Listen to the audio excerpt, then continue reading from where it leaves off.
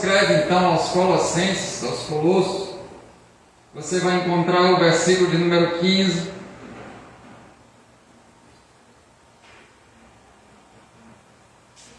Nós vamos ler desse versículo em diante. Senhor Deus, a tua palavra está aberta em Colossenses, no capítulo de número 1, versículo de número 15 em diante. Teu Espírito pode revelar para nós o teu querer nesse momento. Então nos dá entendimento, que nossa mente esteja cativamente de Cristo, em nome de Jesus Cristo, amém. Capítulo de número 1 de Colossenses, verso de número 15, diz assim: Ele é a imagem do Deus invisível, o primogênito sobre a criação, pois nele foram criadas todas as coisas no céu e na terra, as visíveis e as invisíveis, sejam tronos, sejam soberanias, poderes ou autoridades. Todas as coisas foram criadas por Ele e para Ele.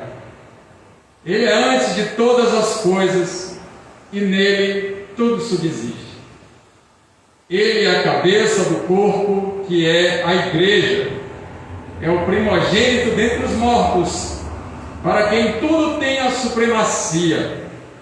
Pois foi do agrado de Deus que nele habitasse toda a plenitude, e por meio dele reconciliasse consigo todas as coisas, tanto as que estão na terra, quanto as que estão nos céus, estabelecendo a paz pelo seu sangue derramado na cruz. Glórias a Deus. Esse texto está falando sobre Jesus Cristo. Se você retornar ao versículo de número 13, você vai ver que está escrito assim: Ele nos resgatou do domínio das trevas e nos transportou para o reino do seu Filho amado, em quem temos a redenção, a saber, o perdão dos pecados.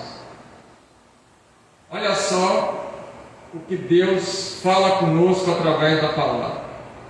Que esse próprio Deus, Ele nos resgata, Ele nos liberta, Ele nos retira do domínio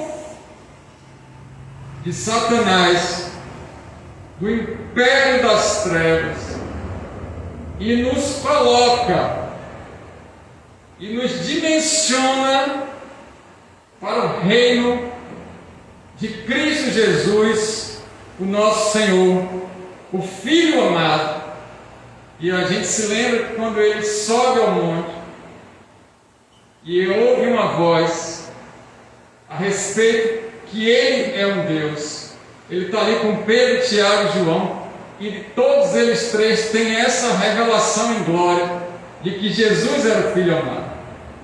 De sorte que Cristo também, no momento do batismo com João, vem em forma corpórea pomba, ali representando a presença do Espírito, e se ouve uma voz dos céus, dizendo que ele é o Filho amado, em que muito Deus tem prazer ou alegria.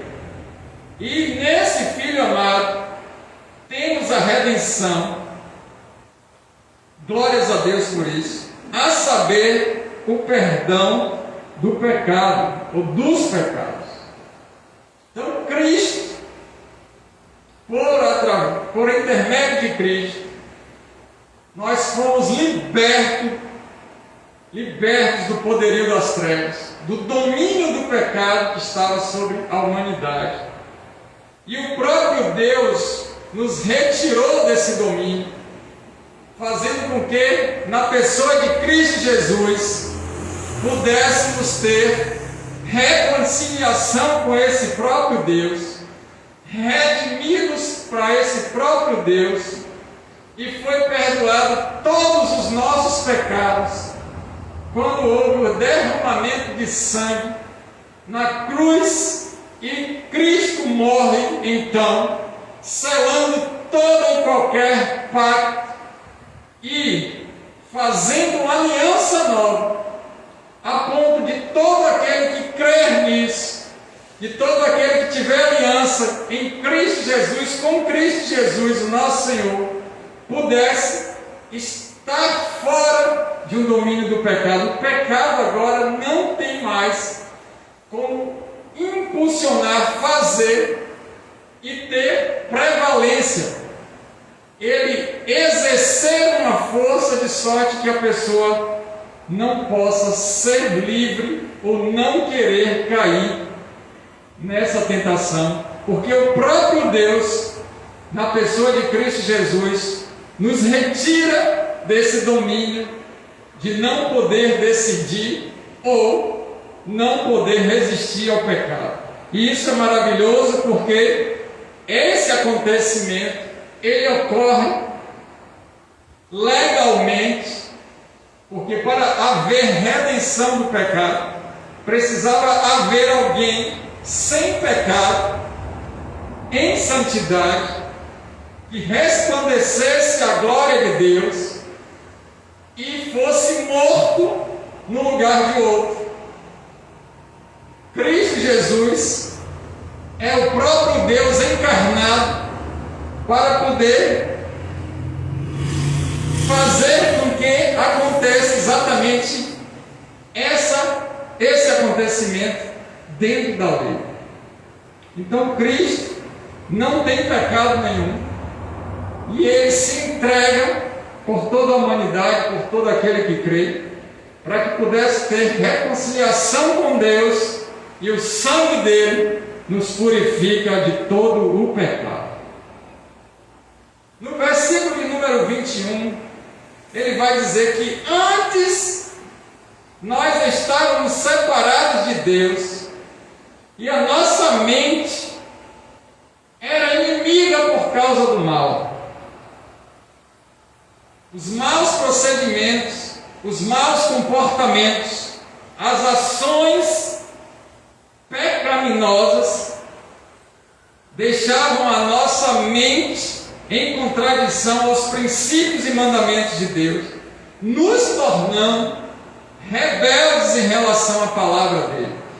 Ainda que a pessoa seja boa, ainda que a pessoa ela pague as contas em dia, ainda que a pessoa não minta, não furte, não agrida, ainda que seja uma pessoa pacífica, se ela não tem aliança com Deus, a mente dela é considerada uma mente de rebelião a Deus, segundo as Escrituras. E continua no versículo de número 22 dizendo: mas agora ele os reconciliou pelo corpo físico de Cristo. Foi a explicação que eu tinha dado anteriormente.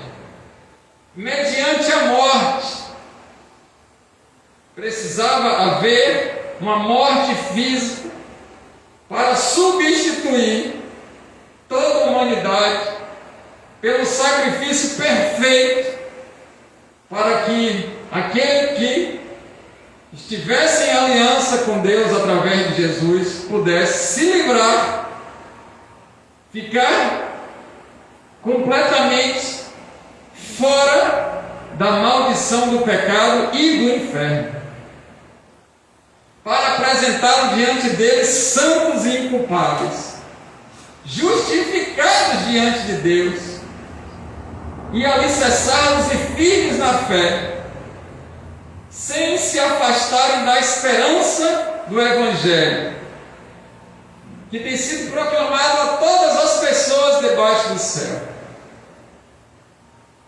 E aí Paulo termina dizendo: esse é o Evangelho no qual eu me tornei ministro. E nessa lacuna, nesse intervalo de versículos da escrita de Paulo aos Colossos, entre o versículo 12 e o versículo de número 23, a gente percebe uma soberania suprema de Cristo Jesus, onde a gente leu os versículos de número 15 a 20 dizendo: Jesus Cristo é a imagem do Deus invisível, o primogênito sobre a criação. Primogênito aqui não foi o primeiro a ser criado dentre muitos, é o próprio Deus, então Ele mesmo criou todas as coisas. Ele faz parte da essência de Deus. Então, quando ele está dizendo aí primogênito, Paulo, cheio da revelação do Espírito Santo, ele não está se referindo que Jesus é o primeiro dos irmãos que for criado. Não é isso que ele está dizendo. Ele está falando que, em essência, em virtude plena, ele é o primeiro. Então, em toda a glória manifesta de Deus, a Ele é dada toda a atenção para depois vir os demais. Sobre toda a criação, então não somente sobre a humanidade, mas em tudo que foi criado, nos céus e na terra. Pois nele, versículo de número 16, foram criadas todas as coisas. Em Cristo foram criadas todas as coisas nos céus e na terra. Por causa de Cristo, tudo foi feito. Em Cristo, tudo foi criado. E por causa de Cristo, existe uma criação no universo. Porque dele, por ele e para ele são todas as coisas. Todas as coisas, então, visíveis e invisíveis, tudo que a gente vê e tudo que a gente não vê. E aqui inclui a parte espiritual, os seres celestes, os seres invisíveis, os espíritos, a matéria escura, o universo invisível diante dos nossos olhos. Tudo que está desconhecido e conhecido foi criado para a glória de Cristo Jesus, o nosso Senhor, e para a glória dele, e por causa da glória dele. E ele continua dizendo no versículo 16: sejam os tronos, sejam soberanias, poderes ou autoridades, todas as coisas foram criadas por ele e para ele. E aí, o autor desse texto, Paulo, ele firma a soberania governamental do universo em Cristo Jesus. Ele é o único Messias. Não existe outro Messias. Ainda que alguém tenha o nome de Messias, Jesus Cristo é o nosso Messias, é o Messias da igreja. Não existe outro governo além dele. Jesus não perdeu o controle dos governos do mundo. E você vê nações em guerra. Existem mais de 4 nações hoje guerreando entre si. Mas Deus, na pessoa de Cristo Jesus, não perdeu o controle de nada. Tudo que você imagina, vê, ouve e percebe, Deus está soberanamente governando tudo. Ele não é um criador que fez as coisas e saiu e deixou acontecendo o filme, para depois vir no final. Ele participa da criação dele, todos os momentos. Agora, o pecado faz com que haja violência, por esfriar o amor de muitos. O que acontece? Gera violência. Multiplicando a iniquidade, esse amor esfria. Multiplica o pecado, o amor esfria. Multiplica o amor frio, violência. A palavra de Deus diz que por se multiplicar o pecado, o amor de muitos esfria. E ele vai dizer que o governo de Deus é tão soberano, e o poderio de Deus na pessoa de Jesus Cristo é tão forte, é tão acima de qualquer poder, autoridade que a gente possa imaginar, o bem e o mal está sob o controle dele. Ele não é um Deus que vai causar o mal, ele vai ter que usar o mal para o exercício, para a execução do plano dele. O plano dele é aquilo que ele pensou no princípio. O poder dele vai atuar durante o exercício disso.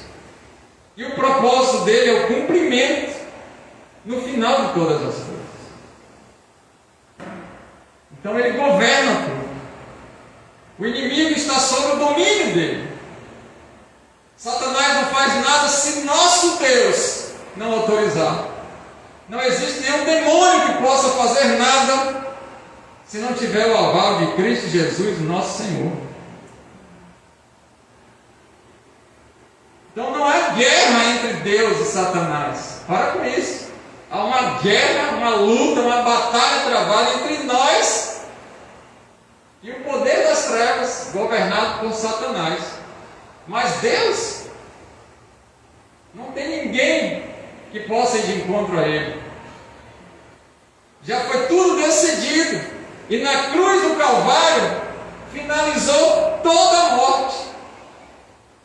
Aquilo que nos causava medo, que gerava terror e que tinha domínio sobre o ser humano, encerrou na cruz em Cristo Jesus. O 17 diz: Ele é antes de todas as coisas, eu sou quem sou. Antes que houvesse dia, eu sou. Antes de qualquer existência, Cristo Jesus já existia.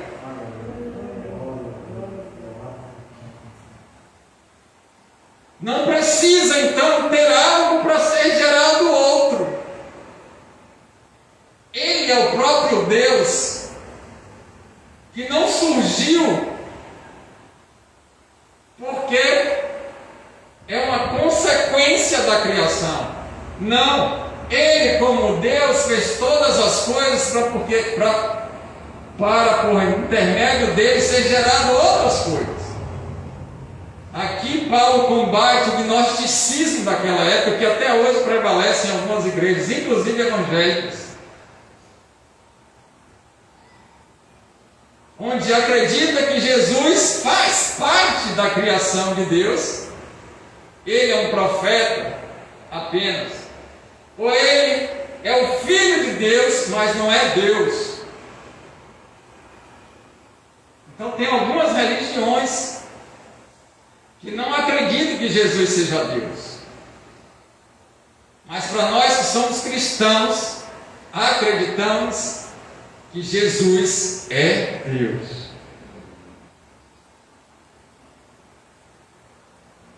Veio encarnado, o Verbo se fez carne, como João descreve no capítulo 1, viveu entre nós, morreu, ao terceiro dia ressuscitou, e hoje está à destra de Deus Pai Todo-Poderoso.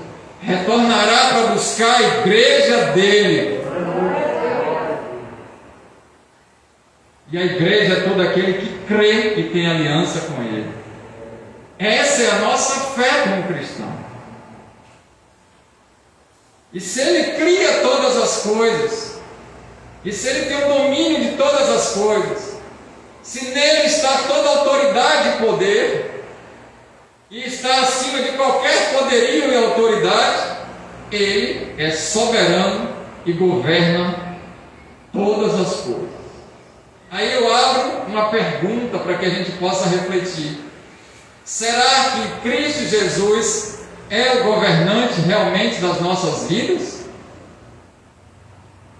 Eu faço o que eu quero ou eu faço o que Deus quer?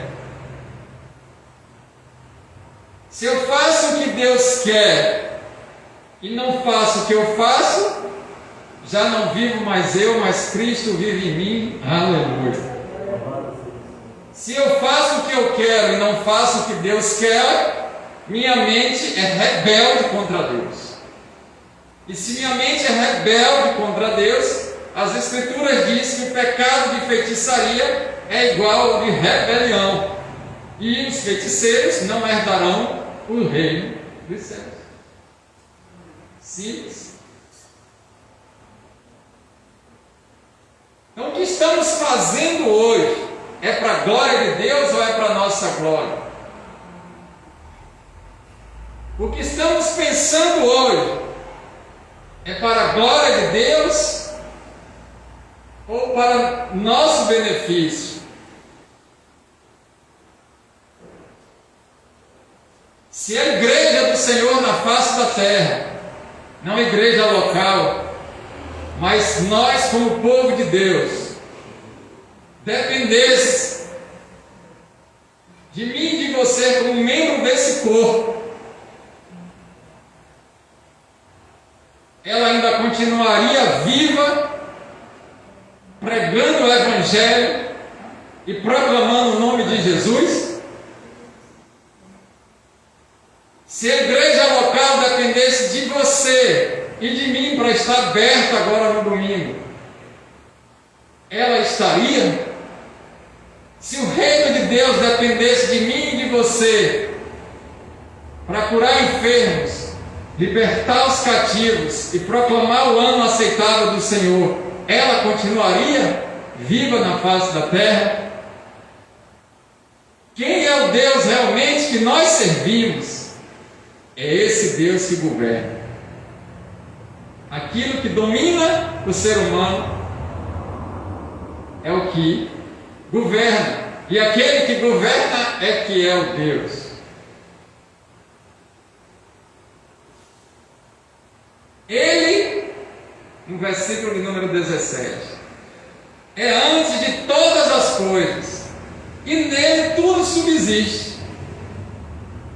Aqui está dizendo o seguinte: Cristo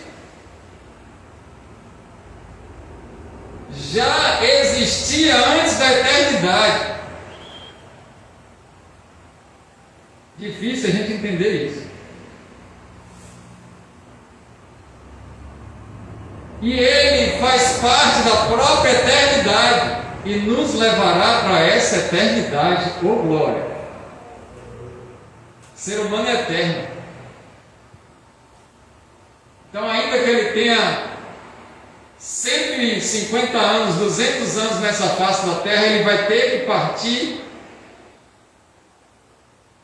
para uma outra dimensão. Porque nós somos eternos. Quase 100% das religiões hoje na face da terra acreditam na vida após a morte. Menos de 1% não acreditam. Inclusive os ateus, alguns deles acreditam nessa vida após a morte, sem Deus, mas acreditam. Outros discutem sobre Deus, mas como é que vai discutir sobre algo que não acredita? Então já acredita na vida após a morte. Ninguém vai falar, ninguém vai perseguir, e ninguém vai se levantar contra aquilo que não existe, ou que não tem sentido. E nele tudo subsiste, significa que tudo está firmado nele. Ele é a rocha eterna. Nele toda a existência do que a gente imaginar e do que a gente não sabe está firmada nele, estruturada nele, ligada nele. Isso é maravilhoso. Por isso que ele é o cabeça do corpo, que é a igreja. Ele é o comando. Ele que comanda. Ele é um Deus pensante, sábio, onde existe toda a ciência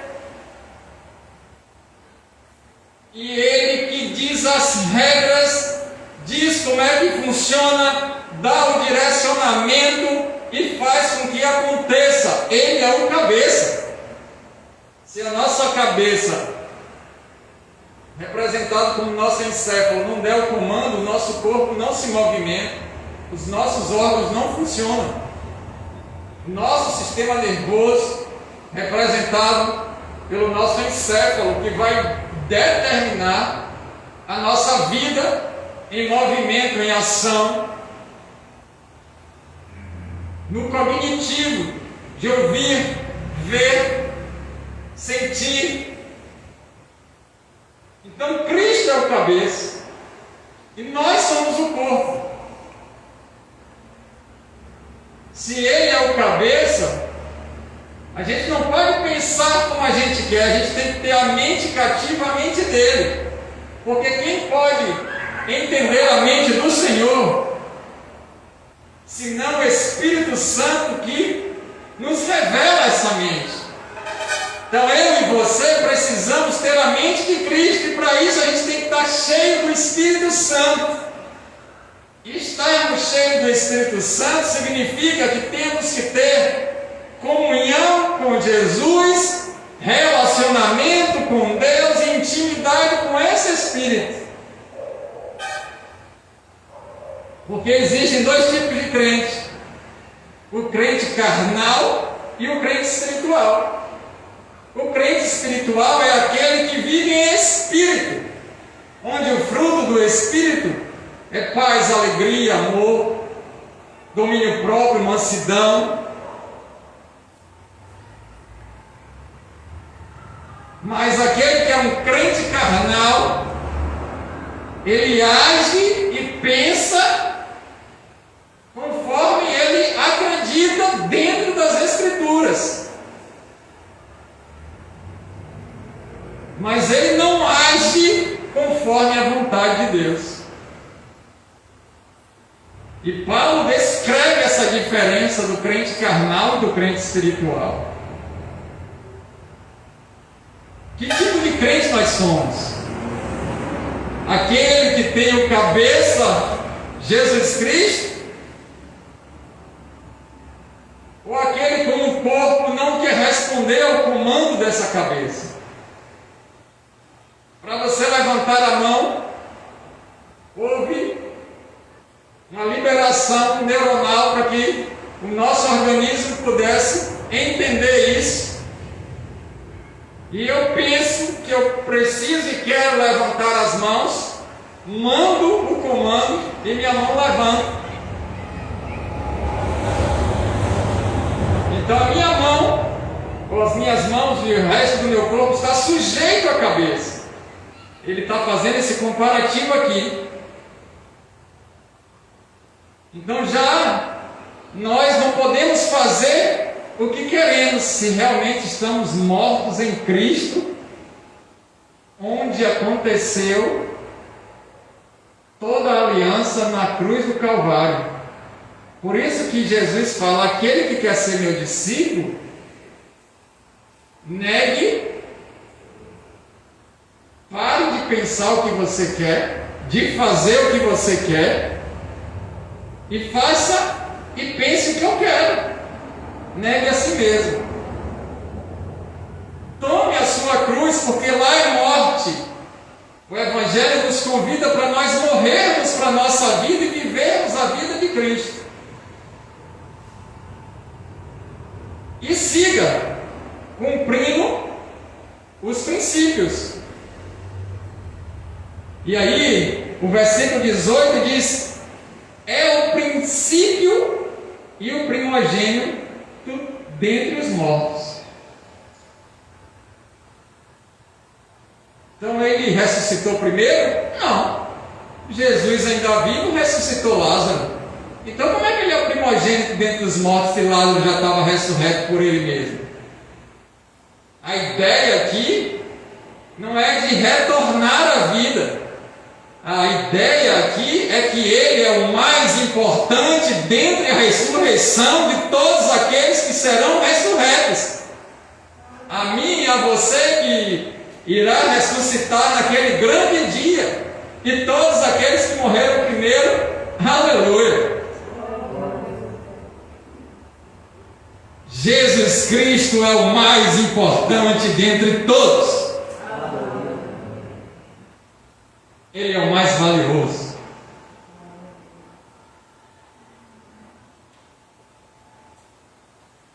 Ele é aquele que a gente não tem palavras para expressar a grandeza,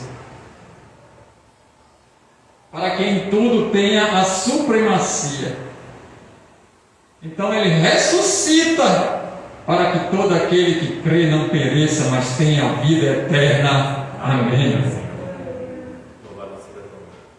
Ele é supremo. Ele está acima da excelência. Ele está acima do ideal. Ele é perfeito. Jesus Cristo é todo perfeito e nele não há erro. Jesus Cristo é santo e nele não há pecado. E aí combate as heresias das falsas religiões, das diversas doutrinas que naquela época em Colossos estava acontecendo. Ele não é mais um dentre nós, ele é o único dentre nós, ele é Deus.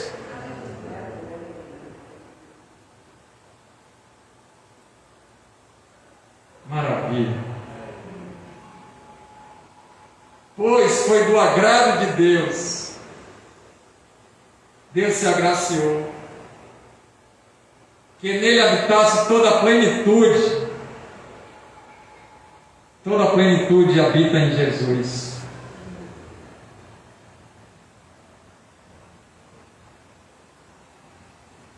E todo agrado dessa plenitude habita nele. E toda a plenitude se agradou de estar nele. Eita glória!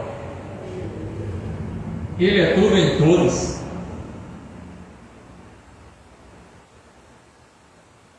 Ele é tudo em todos. Ainda que olhemos para nós insignificantes, sem importância, para Deus, olhando para nós pela lente de Jesus Cristo, Ele enxerga a nossa importância, o nosso valor, porque Cristo morreu por cada um de nós para cumprimento de um propósito antes da eternidade. Aleluia! Parece complexo a nossa mente, mas quando a gente vai se aprofundando nas Escrituras Sagradas, o Espírito Santo vai nos trazendo revelação sobre essas coisas. E agora a gente começa a ter uma identidade mais firmada, mais sólida. Então a gente não se importa com o que as pessoas falam de nós, porque o importante é o que Deus fala de nós na pessoa de Cristo Jesus, o nosso Senhor. Agora a gente não se importa com o que pensam da gente, porque nós sabemos quem somos em Cristo. Ainda que aparentemente sejamos insignificantes, porque se temos 5 dedos na mão e retirar um para ser aposentado por invalidez,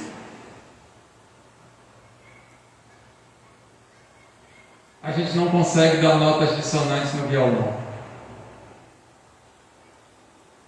ou dar uma nota com sétima muitas das vezes, que vai ficar faltando um espaço. Ainda que aquele apêndice, que não tem importância nenhuma, for retirado. Aqueles que não têm apêndice, às vezes, passam por processos infecciosos que eu e você temos e não passamos.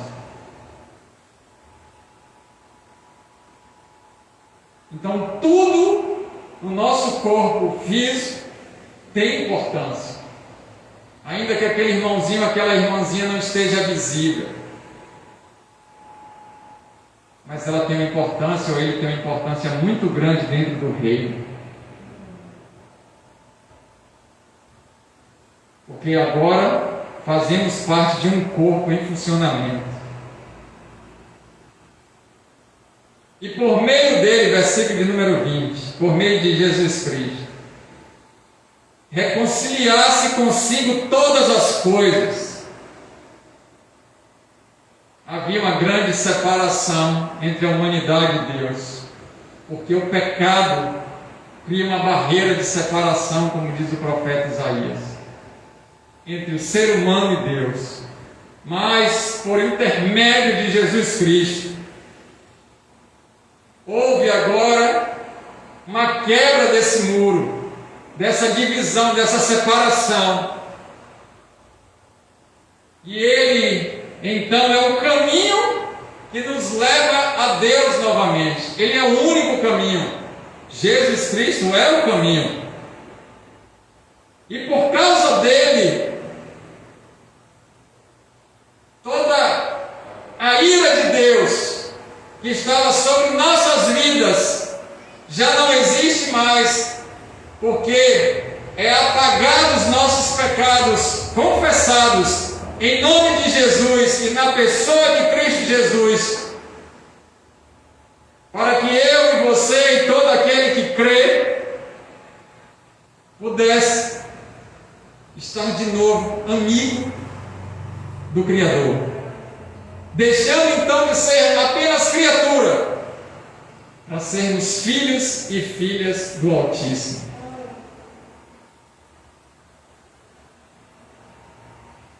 Ele reconcilia então todas as coisas, não só a mim e a você, não só a todos que creem, mas todo o universo agora está em processo de reconciliação e já está reconciliado. É um futuro do pretérito, porque é algo que está para acontecer, mas já foi feito na cruz em Cristo Jesus. E aonde adentrou o pecado, seja na humanidade, seja na natureza, é dissolvido de uma vez por todas pelo sangue derramado de Cristo Jesus, e o próprio Deus agora restaura a sorte de toda a natureza, onde eu e você fazemos parte. Deus em Cristo Jesus nos resgata das trevas, nos coloca na luz e restaura nossa sorte, nossa vida para sempre. Amém. Tanto as que estão na terra quanto as que estão no céu, estabelecendo a paz pelo sangue derramado na cruz. Éramos inimigos de Deus, não tínhamos paz conosco, com o outro, nem com Deus, mas agora em Cristo Jesus recebemos tranquilidade, alívio, recebemos paz para todos sempre. Ele é a nossa paz. Ele estabelece a paz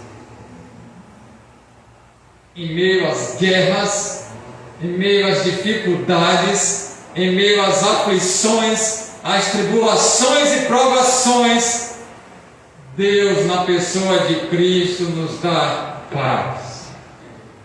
Paz para vivermos conosco, com os outros e com o próprio Deus. Ainda que o mundo esteja agitado, corrido, violento, Deus em Cristo Jesus nos faz descansar e viver em paz. E tudo isso acontece por causa de um pacto de sangue. É a nova aliança em Cristo Jesus. Cordeiro Santo Imaculado, que morre no meu e no seu lugar. E tudo aquilo que estava destinado para mim e para você, com a ira de Deus, para exterminar com a gente, para nos lançar no inferno, para nos punir no inferno e para manter a nossa eternidade terrivelmente em lágrimas, choros, prantos, dores e infortúnios. Em determinado momento da história, Jesus Cristo intercepta esse acontecimento. E Deus, na pessoa de Cristo, nos resgata do domínio das trevas, nos transporta para o reino do seu Filho amado, em quem temos redenção e perdão completo dos nossos pecados para sempre. Amém.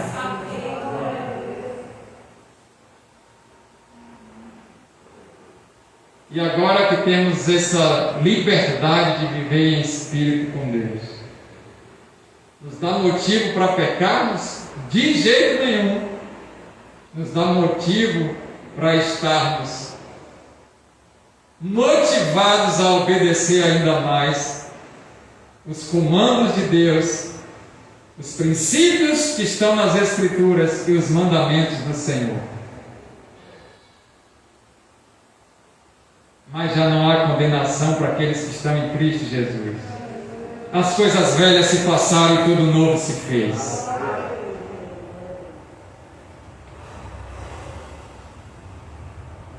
Deus faz questão de apagar o nosso passado pecaminoso de 1/1000 de segundo para trás, se confessado em nome de Jesus.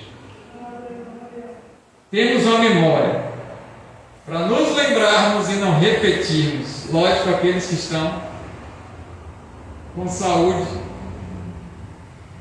psíquica, neurológica. Vão ter pessoas que têm algumas doenças.